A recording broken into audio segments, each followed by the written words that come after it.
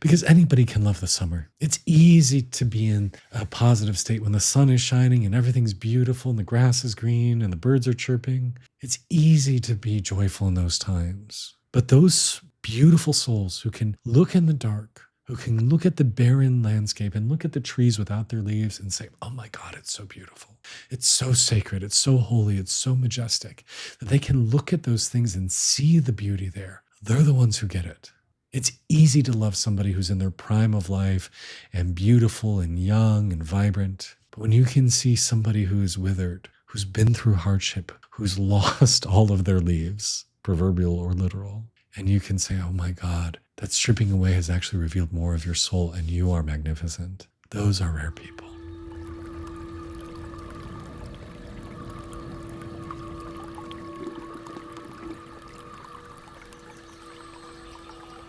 Welcome, my friends, to the darkest night of the year.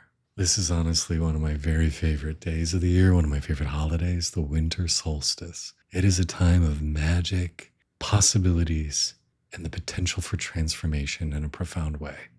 And so I want you to be able to take advantage of that. I want you to be able to use this most sacred and holy day to step into a new, brighter, bigger, bolder, more authentic you. So I'm going to give you some things to think about and work on so that this sacred special day is a meaningful moment in your year, a moment that you look back on and say, wow, I am changed from this experience. So let's just start by very fact of the matter. What is the solstice? Big picture, what is it? Well, the earth is on an axis, so it is constantly moving either towards or away from the sun based on which hemisphere you're on in the planet. And so in the northern hemisphere, we are tilted as far away from the sun as it will get. We are going to be moving back into longer days starting tomorrow. The daylight has been shortening since the summer solstice in June, and we are also entering winter. This is the demarcation point. Winter season will go from now until the spring equinox. So this will be the longest night of the year, the shortest day of the year. And it's also a moment of cosmic stillness, because when something is neither increasing nor decreasing, it is actually still. It is one of the few days where things are not changing in that way. I sometimes like to use the metaphor of a pendulum. If you've ever watched a pendulum swing, it looks like it's in constant motion, but actually there is a very brief pause when it reaches the apex of the swing. Before it changes direction, there is a moment. It comes and goes so quickly, but it's there, of pure stillness. And if you've ever sat in meditation, you know that when you quiet your body, quiet your mind, you enter stillness, magic can come through, wisdom can come through, transformation can happen. So right now on an earthly scale, we are all experiencing that moment of stillness. And when that stillness occurs, you can expect things to happen that normally would be out of the question. It's like it creates a portal for spirit to come through us, to move through us, to provide the healing and change and growth that we're seeking. But a lot of times, even in spiritual circles, we prefer to celebrate the summer solstice because it's bright, it's cheerful, you can go outside and dance in the sunlight. The winter solstice, it's quieter, it's more subtle, it's more withdrawn. We're typically not outside as much. We're typically huddled under blankets by firesides, gathering with friends, sitting in the dark. And most people don't tend to like the cold and the dark. I do. I think the dark is magical because in the dark, where we cannot see what is, our imagination starts to blossom and begins to fill in the blanks and say, what could be instead? In the dark, we don't know, so we have to surmise, we have to daydream, we have to tap into our intuition to start to gather information for what lurks out there in the dark. And in doing so, we start to create magic. We start to manifest a different type of reality because we've stepped away from knowing and stepped into a space of dreaming. And that's powerful stuff. We are all creating this reality every moment of every day through our thoughts, words, and actions. But when we stop thinking we know everything, when we step out of that certainty and start to move into a place of wonderment, awe, questioning, then that's where the special stuff really lies. When your cup is full, when you know everything, there's no space for magic. There's no space for wonderment, for the mystery, for the awe. But when you don't know, when you're uncertain, when you cannot see where things are going, that's where spirit can step in. And so in this dark night, the longest night, there's a tremendous potential for spirit to enter you, to work with you, to transform you and heal you on your journey. But so many people fear the dark. When we're little kids, it's understandable. We're afraid of the space under the bed. We're afraid of what's at the bottom of the stairs leading to the basement. But as adults, we continue to fear the dark, but it tends to be more of a dark internally. We're afraid of those things we've hidden, those parts of ourselves we didn't want to acknowledge, the shame that we've buried, the dreams that we shoved into a closet because we thought they were unreachable. And time and again, I see with the people that I work with and counsel that they only want to identify with the bright, shiny bits, the stuff that's happy to go frolic out in the summer solstice of June and just show itself to the world. The shadowy bits, the fearful bits, the shameful bits, those they want to pretend aren't there, typically. They want to say, no, I'm not those parts. I'm just the bright, shiny parts. But if you want to be whole, by its very definition, that means you have to accept your whole self. You have to bring those shadowy, sequestered bits into the light and integrate them into your identity, into your personality, and say, I am all of these things. I think that's one of the signs of a well person is somebody who can embrace their light and their dark, their joyful parts and their sorrowful parts, their loss and their celebration, that they can say, all of this is me. I'm not going to be ashamed of the parts that society told me to be ashamed of. I'm not going to fear the parts that my mother told me I should be afraid of. I'm not going to scorn the parts that my lover told me were bad or broken or dirty or wrong. I'm going to see all of that as whole. And so for me, that's what this solstice is inviting us to reclaim, is our wholeness. To see the dark as not something fearful, but something to explore, to thank, to worship, to integrate. I'll be honest with you guys, most of my most profound spiritual experiences have happened in the dead of night. When spirit has pulled me out of my bed at 2:30 or 3 in the morning and told me, you're going to get up, you're going to go into your sacred space, you're going to come here in this room, you're going to meditate, you're going to write, you're going to pray, you're going to make art. That's when my biggest inspiration has come. That's when my guides have been the clearest. That's when I've gotten the clearest indication of what to do and where to go and how I need to continue to grow. So tonight is one of the great nights for that. And most people are going to miss it. Most people are going to completely just blow past this holiday unaware that there was a portal that opened to your most sacred self. And they're just going to be on their phones, watch a show on Netflix. They're not going to be aware that magic was here and they ignored it. But not you. You are going to be aware of it and you're going to use this time. You're going to use the sacred holiday to open yourself up to your higher potential. Because we are all spiritual beings. Every one of us, everything in existence, all plants, animals, creatures, landforms, humans, we are all spirit incarnate. We are all divine energy incarnate, which means we can always tap into that magical resonance that dwells on the other side of the conscious mind, beyond the veil of conscious thought. When we move into the subconscious, when we move into the other world, the underworld, the overworld, the heavenly realms, the parallel universes, whatever you want to think of it as. When we allow ourselves to enter the mystery and step into those spaces, that's where we heal, transform, and grow. And what night is better than tonight? I love this time of year. I love the autumnal season and the moving into winter. I love the quiet and the dark and the cold and the snow, because anybody can love the summer. It's easy to be in a positive state when the sun is shining and everything's beautiful and the grass is green and the birds are chirping. It's easy to be joyful in those times. But those beautiful souls who can look in the dark, who can look at the barren landscape and look at the trees without their leaves and say, oh my God, it's so beautiful. It's so sacred. It's so holy. It's so majestic, that they can look at those things and see the beauty there. They're the ones who get it.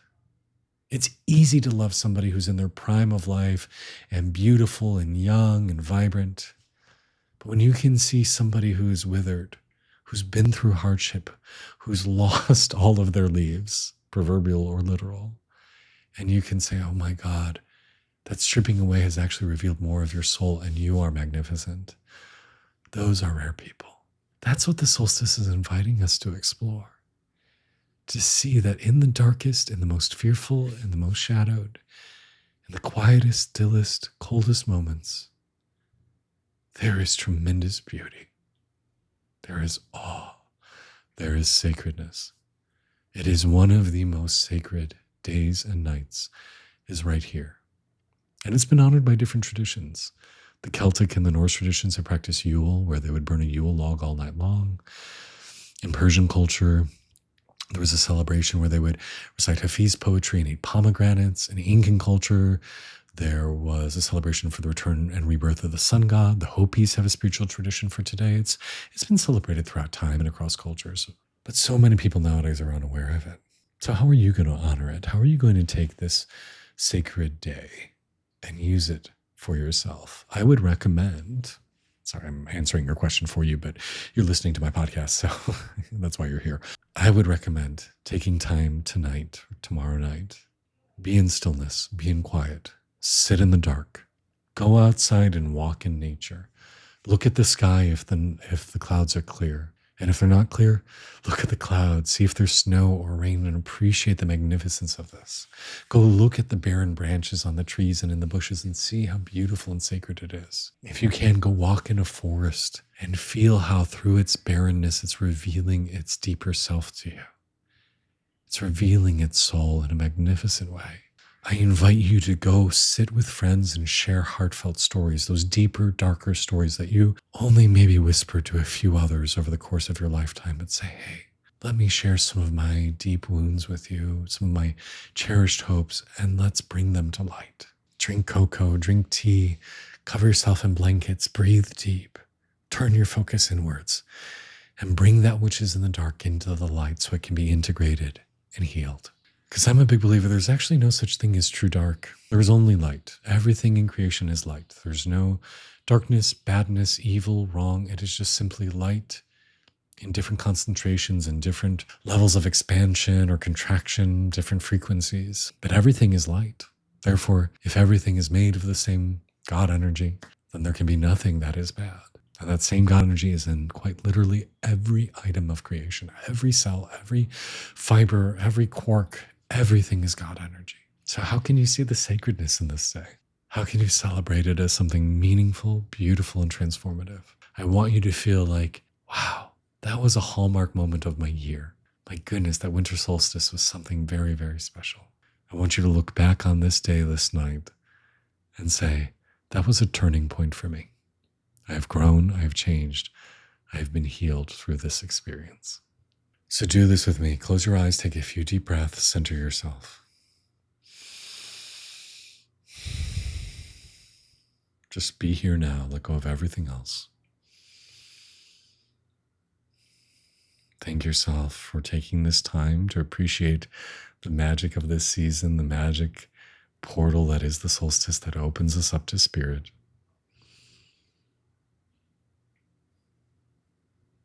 Let everything soften.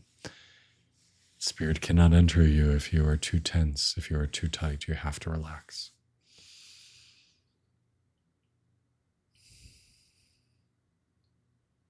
And feel yourself becoming larger than your body. Feel yourself moving on the subtle currents of conscious energy that flows through us, with us, around us at all times. You are something so much more than just this physical form.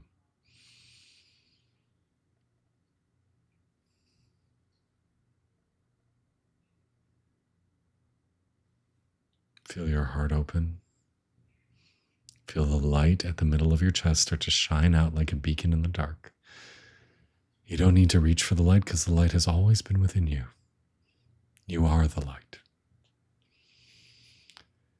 And as you open and expand, invite all the parts of yourself that you've hidden away or buried or told to hide in a closet, tell it to come back and join you. Feel all your parts reintegrating and you becoming whole. That you step into the darkness of this night and say, all of my shadowy bits are welcome to return to the light and return back to light.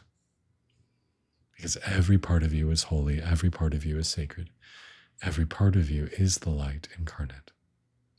It always has been, it always will be. And feel those parts of you rushing back. Feel yourself becoming whole.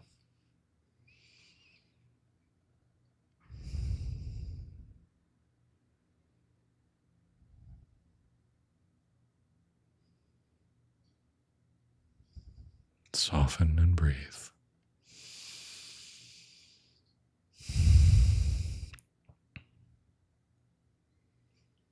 All is well. All has been well and all will be well.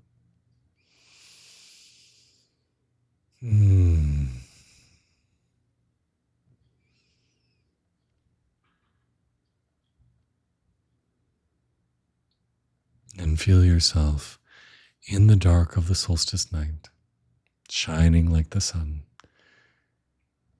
not trying to banish the dark or suppress it, but just being with it, realizing that the unseen is also light that has not yet revealed itself. You invite the darkness, the mystery, the untold to exist without trying to fix it, without trying to transmute it. Just appreciating. You are so sacred.